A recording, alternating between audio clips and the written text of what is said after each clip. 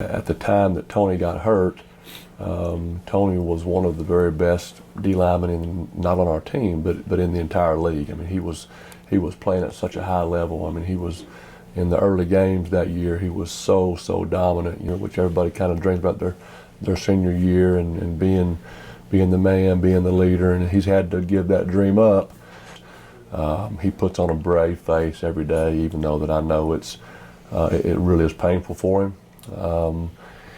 You know, we're playing the first game of the year, and the team comes running out on the field, and Toni is standing beside me, and I can relate to this. And I look at Toni, and his face is just covered in tears.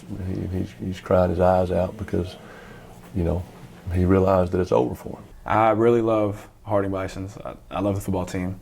Everybody that's on it, from players to coaches to trainers to equipment managers, they're bought in, everybody's loving, and they're a part of the brotherhood, and everybody understands that the brotherhood, the organization, it's bigger than themselves.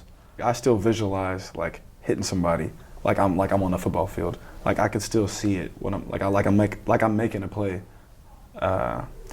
And I'm working out, like I'm training to go out there on Saturday with my guys. So it's just been kind of hard to watch them do what they're doing, especially since I had a lot of like goals that I wanted to accomplish on the field that I really didn't get to. You know, if you've never put the pads on and been part of the inner circle and been in that huddle and held hands and prayed and been part of the group, you don't really understand what it's like to be on the outside looking in. It's about so much more than playing the game. It's about the brotherhood, and then, you know, it's just, even though you're still apart when you don't have those pads on, it is hard. It's a hard transition, and especially when it comes sooner than it's supposed to.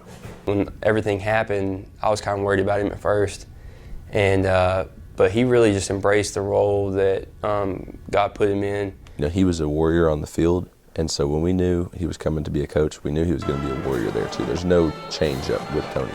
He wasn't going to let that get him down. In fact, he coped with what happened, and he's used it as fuel to become a better coach. Life gets hard, obviously. Everybody has hard stages, everybody goes through rough patches. And the people that end up making themselves better through those rough patches persist.